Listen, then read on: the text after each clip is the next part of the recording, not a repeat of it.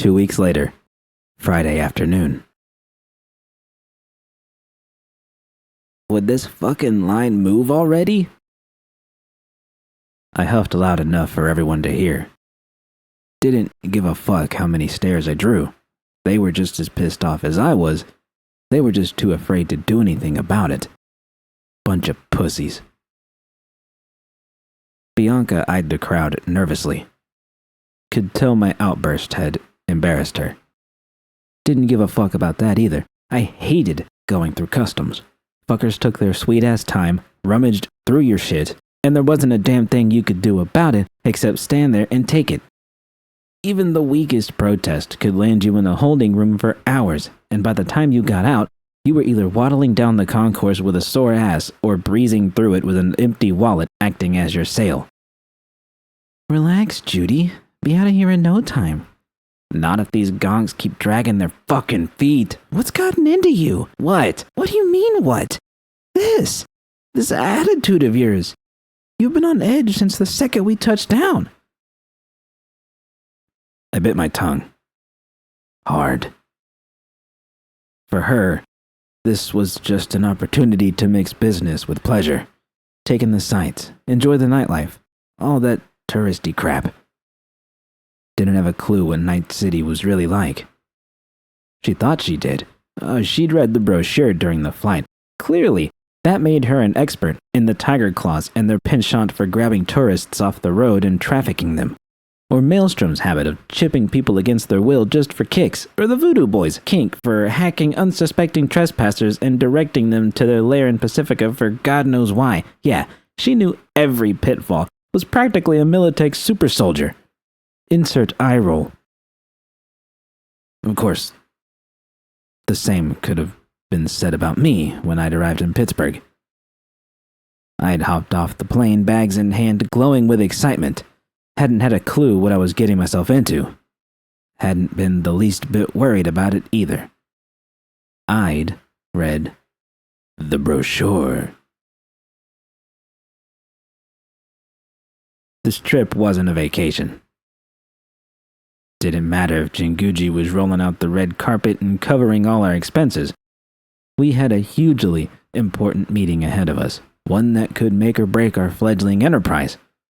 I was confident in the final product. More than confident. Jinguji would make millions off our hard work while well, at least we wouldn't be hurting for eddies for a long while. But it all hinged on a successful presentation, and that was where the rubber met the road. I'd never been one for procrastination. You had a problem, you fixed it. But we'd been so caught up putting the finishing touches on the BD that we hadn't put much thought into how we would present it. Bianca wasn't as concerned about that as I was. Our work will speak for itself, she'd said. But that was precisely it. I didn't want our work to speak for ourselves. I wanted it to scream. I wanted it to show the whole world that we were here, a force to be reckoned with. Couldn't do that without a preem pitch, and you couldn't come up with that if your mind kept wandering to an impending date with your past.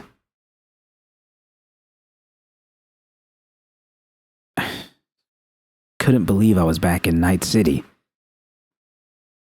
Couldn't believe that in just a few scant hours, I was gonna see her again.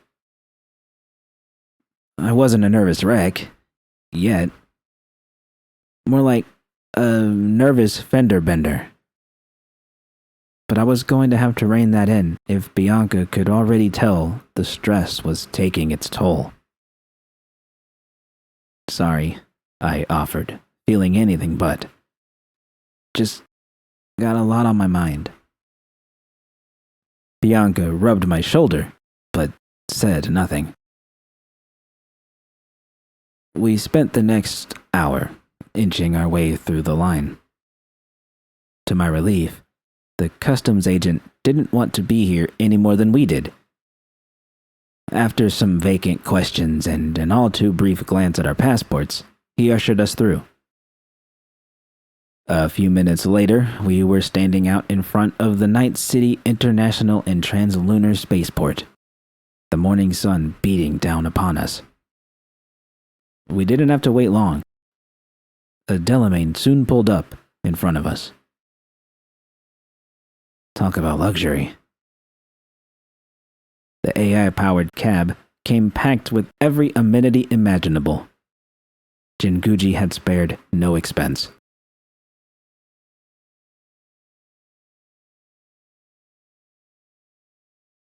The drive to city center was surreal.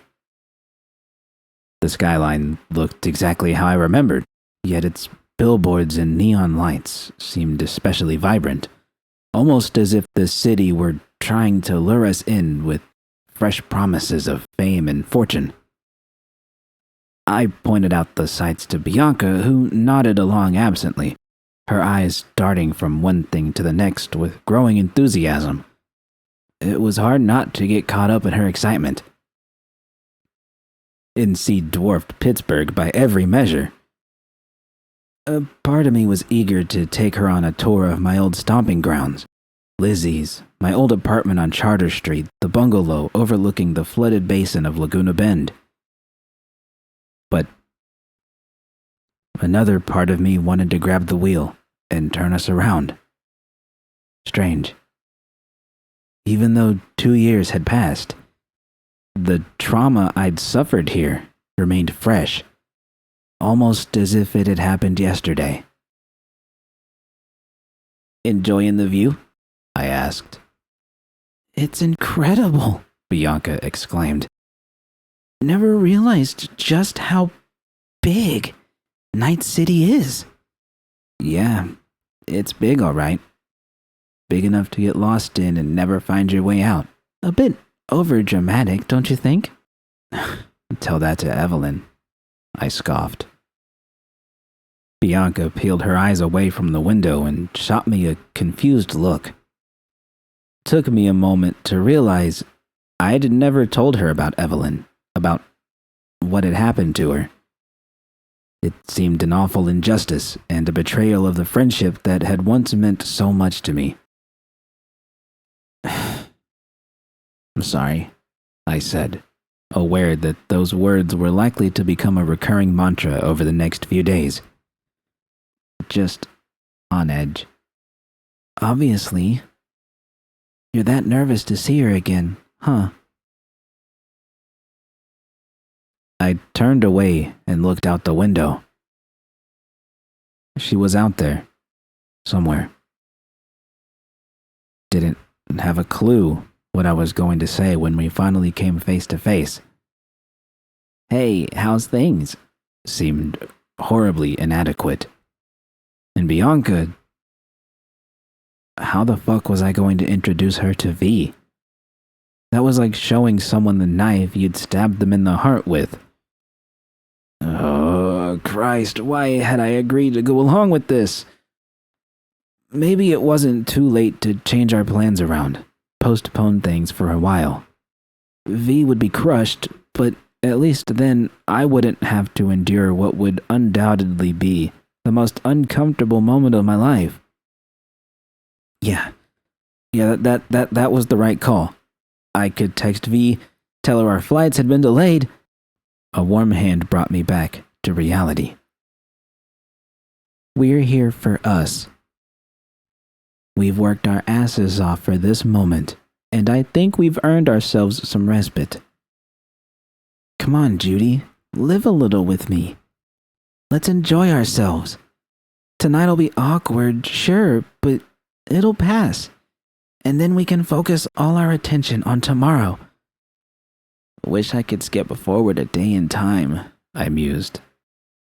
Would make all of this a hell of a lot easier. My mom used to have a saying, nothing worth doing is ever easy. I tried to think of a witty comeback, and couldn't. My brain was fried. I'd been up since the early hours of the morning, was running on a single cup of coffee I'd spilled too much milk into, had endured the awful suffering that was modern air travel, and all I wanted to do was curl up in bed and take a nice, long nap. "We're gonna knock it out of the park," Bianca continued, giving my hand a gentle squeeze. "You'll see. This time tomorrow, we'll be celebrating our success. The next 3 days are gonna change our lives." Always the eternal optimist. But it wasn't long before my anxiety gave way, and I found myself looking at Night City through a fresh set of eyes. Or, at least, a fresher set of eyes. Not that long ago, I'd looked upon the towering skyscrapers with contempt and disgust. Still did, to a degree.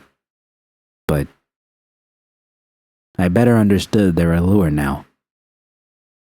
Somewhere on the top floor of one of those garish monuments to capitalism, the ticket to a better future awaited us.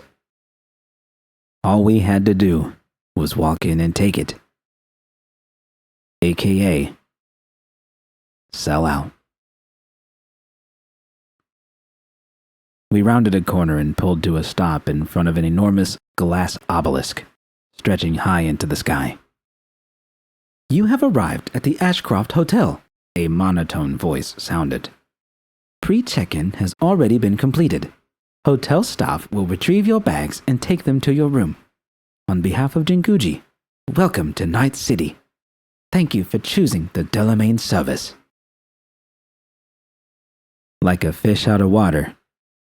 That was the first thing that came to mind as we climbed out of the cab and made our way inside the posh hotel we'd be calling home for the next 3 nights. Everything about it screamed decadence. Our heels clattered against the cold marble floor, echoing across the lobby. Long columns of stone fountains, chiseled to resemble angels reaching for one another, stretched out before us, greeting us. Even the air was different, easier to breathe, as if they'd filtered out any impurities. Couldn't help but feel revolted. Not so much by the vulgar display of excess, but by myself for wanting to indulge in that excess. As much as I'd tried to reinvent myself, I was still the same old me. The Judy who'd scarfed down Scout Burgers at Flo's Diner as a kid. The Judy who'd done an 8-month stretch at Juvie for fixing up a fire truck she'd found in the junkyard and then being accused of stealing it. The Judy who'd gone out to grab a pack of smokes and had returned home to find her best friend's corpse in the bathtub, blood everywhere, still clutching the razor in her lifeless hand. The Judy who couldn't let go. I didn't want to be that person anymore. I wanted to be the one who'd parted ways with the past, who'd finally made it, who didn't feel like she was always waiting for the other foot to drop. I wanted to be seen and heard, for my art to be recognized. I wanted to be big. I wanted more. How fucking crazy was that? Why wasn't enough ever enough? Why was I always searching for that next thing, just over the horizon, not even knowing what it was? The receptionist behind the front desk greeted us with a warm, genuine smile. Her creamy white dress contrasted starkly with her polished ebony skin. "Good morning. Welcome to Ashcroft. Please press your palm against the biomon so we can confirm your reservation." I went first, followed by Bianca. Took only a few seconds for the system to register our deets. "Judy Alvarez and Bianca Morales?" "That's us." "Excellent. Everything appears to be in order. You'll be staying in room 660, on the 6th floor. Elevators are behind me to your left. I also see you have a 7:30 reservation at Carnivore. Have you dined with us before? Stupid question. She knew damn well it was our first time setting foot on the premises. Nope. Ah, I see. Well, you'll be in for quite a treat then. Will you be requiring anything else at this time? No thanks. Very well. We hope you enjoy your stay. I gestured for Bianca to lead the way. As we made our way towards the elevators, I caught sight of Carnivore further down the hall. It looked like your typical corpo eatery, complete with a top-shelf bar and the kind of menu with items on it that few could even pronounce. Thanks, Jinguji. It didn't take long to reach our room. As promised, our bags were waiting for us when we stepped inside. To my surprise, it was quite Spartan. Still elegant, but more of a minimalist approach, which, given my earlier dilemma regarding class and wealth, wasn't entirely unwelcome. It was a good thing we weren't on one of the higher floors. If we had been, I don't know if I ever would have pried Bianca's eyes away from the window. Wow, she breathed. It's something, ain't it? Really is. She pointed towards one of the many buildings dotting the skyline. Is that a mega building? I glanced where she was pointing and nodded. Indeed it is. Old remnants from the early Reconstruction days. Rest of them are scattered around the poorer parts of the city. In other words, everywhere but here. My eyes drifted around the room, soaking it all in. A comfy-looking chair was situated in a corner next to a small desk. Looked more like a writing nook than a workspace. I would have sat down in it if not for the exceptionally plush and cozy-looking bed that stretched across the room. The sheets were crisp, the pillows fluffy. It almost seemed to be inviting me to lay down. You look tired. Want to take a nap? I yawned and shook my head. Tempting, but I think I'm gonna freshen up. Oh? Don't start with me, B, I groaned. I'm already a bundle of nerves. Bianca turned away from the window and reached for her bag. She began to unpack, laying out all of her things and putting them away. Could never understand that. I preferred to live out of my suitcase, saved time. After hanging up her clothes in the closet, her eyes found their way back to me. Why are you so nervous about this? I get you two had a thing, but honestly, it seems like you're making a mountain out of a molehill. It wasn't just a thing. V mattered to me. Of course, guess you could say it was more of a timing thing.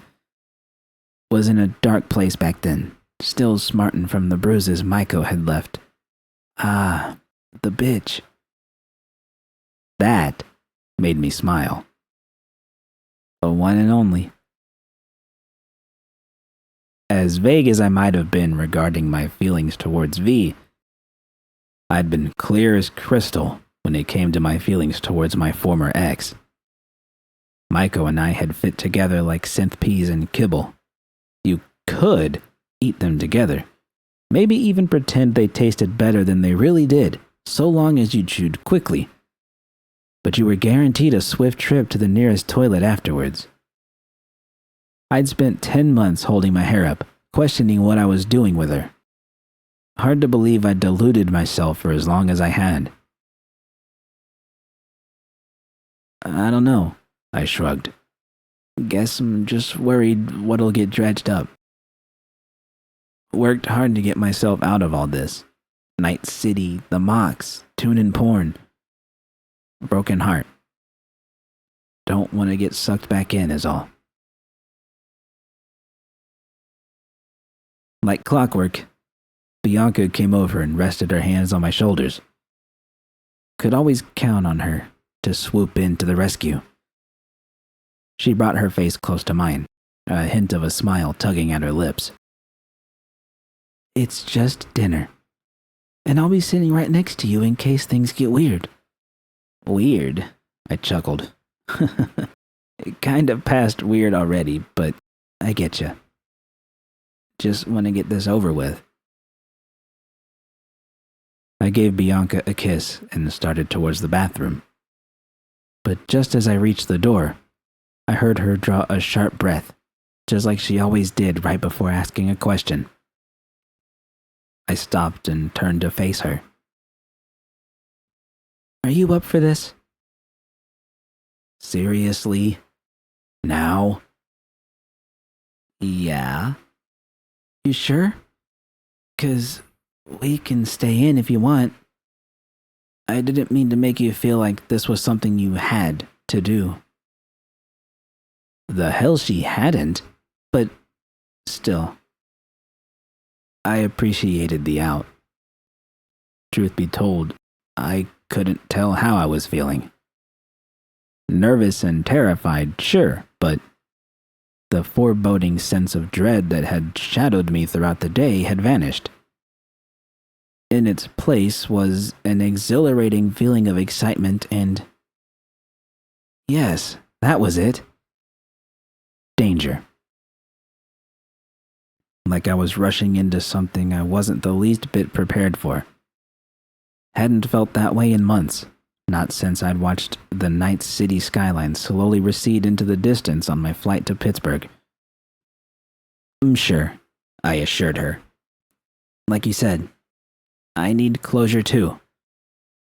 We'll make an evening out of it.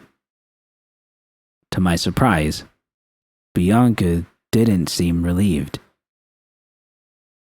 But she didn't seem worried either, just indifferent, as she should be. After all, her role for the evening was simply to be a spectator, or a moderator, depending on how things went. Neither of us really knew what we were getting ourselves into. Go freshen up, she said, shifting her attention back to her bag. I'm gonna go over our prep for tomorrow.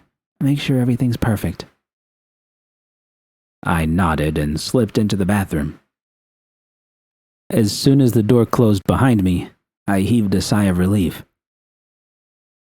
Other than a couple of piss breaks on the flight, it was the first time I'd been alone all day. I peeled off my clothes and threw them in a pile next to the door. I nearly swooned when I spotted the shower. Plenty of space to stretch out, warm tile to meet my feet, and the water didn't have that noxious metallic smell to it. And, best of all, the water was hot. I'd nearly forgotten how good a hot shower could feel. I closed my eyes, pressed my back against the tile, and simply let the water beat down upon me. Yet even as my skin turned pink and the glass steamed up, I couldn't stop shaking. Was she as nervous as I was? What if I'd gauged things completely wrong? What if she didn't show up? Or worse, what if she showed up and had a mind to sink her teeth into me like a shark? What if she and Bianca got into it? What if things spiraled out of control and we got booted from the hotel? What if... I thrust my head back against the wall, wincing at the dull pain that shot across my skull. Fuck.